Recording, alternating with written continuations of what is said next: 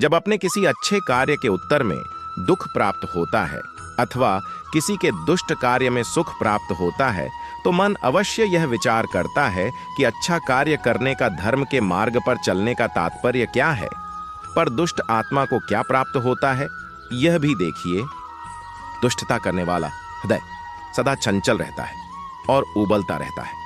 मन में सदा नए नए संघर्ष उत्पन्न होते हैं। अविश्वास उसे जीवन भर दौड़ाता है। तो क्या यह सुख है?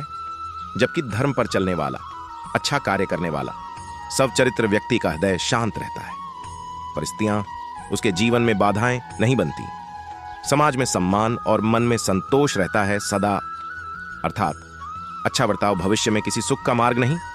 अच्छा बर्ताव स्वयं सुख है अथवा बुरा बर्ताव भविष्य में किसी दुख का मार्ग नहीं। बुरा बर्ताव स्वयं दुख है। अधर्म उसी क्षण दुख उत्पन्न करता है। अर्थात धर्म से सुख नहीं, धर्म स्वयं सुख है। स्वयं विचार कीजिए। मनुष्य के जीवन का चालक है भय, डर। मनुष्य सदा ही भय का कारण ढूंढ लेता है। जीवन में हम जिन मार्गों का चुनाव करते हैं वो चुनाव भी हम भय के कारण ही लेते हैं, किंतु यह भय वास्तविक रियल होता है। भय का अर्थ है आने वाले समय में विपत्ति की कल्पना करना। किंतु समय का स्वामी कौन है? न हम समय के स्वामी हैं और न हमारे शत्रु। समय तो ईश्वर के अधीन चलता है। तो क्या कोई यदि आपको हानि पहुंचाने के लिए केवल योजना बनाता है तो क्या वो आपको वास्तव में हानि पहुंचा सकता है? नहीं। हाँ, किंतु भय से भरा हुआ हृदय हमें अधिक हानि पहुंचा सकता है। क्या यह सत्य नहीं? विपत्ति के समय भयभीत हृदय अयोग्य निर्णय करता है और विपत्ति को अधिक पीड़ादायक बनाता है, किंतु विश्वास से भरा हृदय विपत्ति के समय को भी सरलता से पार कर जाता है। अर्थात जिस कारण से मनुष्य हृदय में भय को स्थान देता है, भय ठीक उसके विपरीत कार्य करता है। क्या यह सत्य नहीं? स्वयं विचार कीजिए। भविष्य के आधार पर सब आज का निर्णय लेना चाहते हैं। भविष्य में सुख मिले, भविष्य सुरक्षित हो, ऐसे निर्णय आज लेने का प्रयत्न रहता है सबका। आप अपने जीवन को देखिए। क्या आपके अधिकतर निर्णय के पीछे भविष्य का विचार नहीं होता? और हो भी क्यों ना।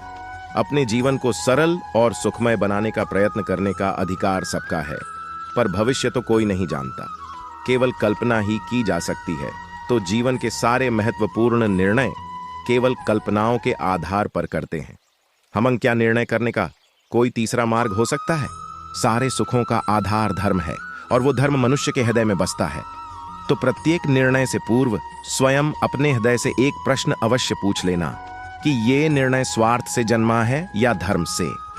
क्या इतना पर्याप्त नहीं भविष्य के बदले धर्म का विचार करने से? क्या भविष्य अधिक सुखपूर्ण नहीं होगा? स्वयं विचार कीजिए। जीवन में आने वाले संघर्षों के लिए मनुष्य स्वयं को योग्य नहीं मानता। जब उसे अपने ही बल पर विश्वास नहीं रहता, तब वो सद्गुणों को त्याग कर दुर्गुणों को अपनाता है। वस्तः मनुष्य के जीवन में दुर्गुणता जन्म ही तब लेती है जब उसके जीवन में आत्मविश्वास नहीं होता। आत्मविश्वास ही अच्छाई को धारण करता है। ये आत्मविश्वास है क्या? जब मनुष्य यह मानता है कि जीवन का संघर्ष उसे दुर्बल बनाता है तो उसे अपने ऊपर विश्वास नहीं रहता। वो संघर्ष के पार जाने के बदले संघर्ष से छूटने के उपाय ढूंढने लगता है। किंतु वह जब यह समझता है कि ये संघर्ष उसे अधिक शक्तिशाली बनाते हैं, ठीक वैसे जैसे व्यायाम करने से देह की शक्ति बढ़ती है, तो प्रत्येक संघर्ष के साथ उसका उत्साह बढ़ता है।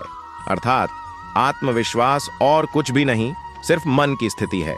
जीवन को देखने का दृष्टिकोण मात्र है और जीवन का दृष्टिकोण मनुष्य के अपने वश में होता है। स्वयं विचार कीजिए। जब भोर हुई तो मैंने कान्हा का नाम लिया। सुबह की पहली किरण ने फिर मुझे उसका पैगाम दिया। सारा दिन बस कन्हैया को याद किया।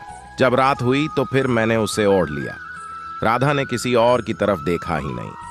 जब से वो कृष्ण के प्यार में खो गई, कान्हा के प्यार में पड़कर वो खुद प्यार की परिभाषा हो गई।